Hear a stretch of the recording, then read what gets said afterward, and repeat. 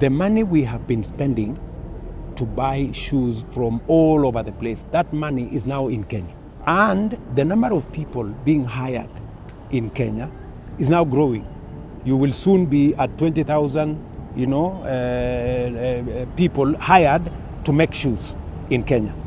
Kwa miaka mingi Kenya imekuwa ikizalisha mamilioni ya mifugo, lakini thamani kubwa ya bidhaa zinazotokana na mifugo imekuwa ikipotea kutokana na kuuza malighafi bila kuongezewa thamani. Sasa mjadala mpya unaangazia namna ngozi ya ng'ombe inaweza kuwa chanzo kikubwa cha ajira, biashara na mapato kwa wakulima, ikiwa itatumika kujenga viwanda vya ndani vya kutengeneza bidhaa kama viatu na bidhaa za ngozi. Rais William Ruto ameangazia namna serikali inavyolenga kubadilisha malighafi zinazopatikana nchini kwa bidhaa zinazotengenezewa papa hapa, huku akitaja sekta ya ngozi na utengenezaji wa viatu kama eneo lenye uwezo mkubwa wa kufungua fursa kwa vijana, wafanyabiashara na wafugaji. Mimi ni Kamau Waithaka, karibu tusikie zaidi kwenye makala ya leo.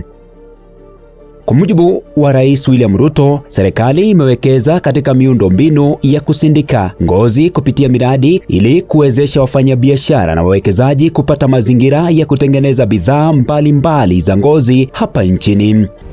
We have the whole hides and skin space. What has been lacking is three things. Number one is the whole space around how do you process the skin. Yeah, so we have invested and completed now what we call Kenania Leather Park.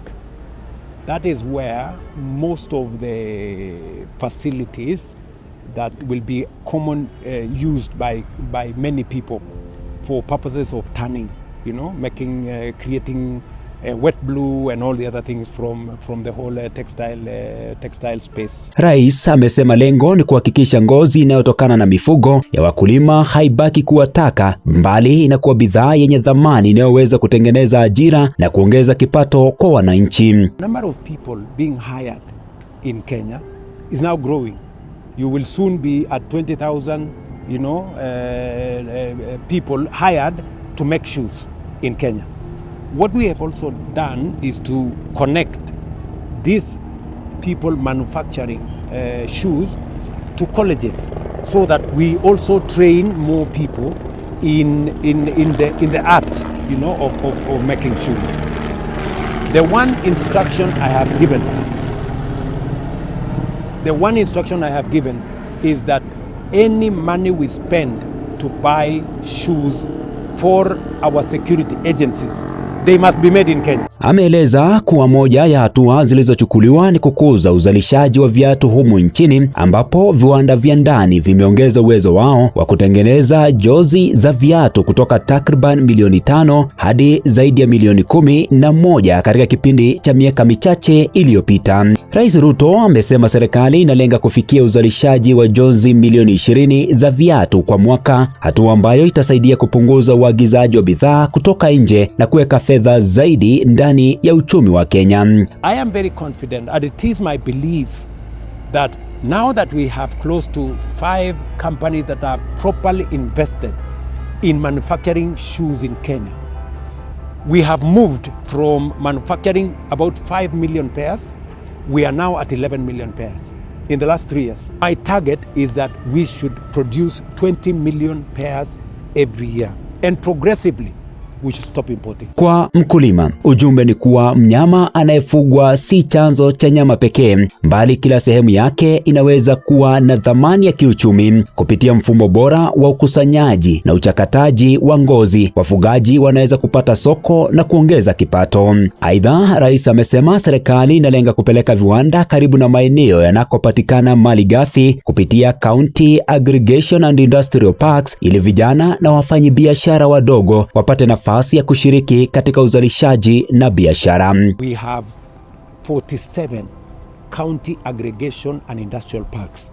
These county aggregation and industrial parks are now going to be epicenters. What you have in Karioko, that facility you have in Karioko, where people are making shoes using a machine bought by government, we are going to replicate that in every county, so that leather that is collected in that county doesn't have to be transported to Nairobi.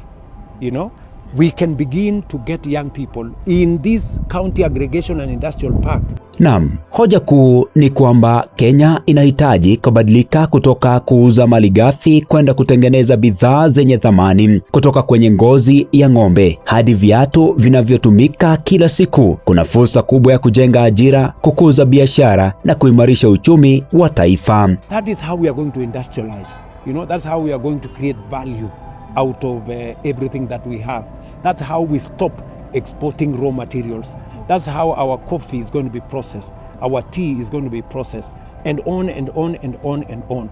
And that is the reason why we are saying, let us invest in areas where we get maximum value in terms of creating jobs, creating value, and reducing on imports.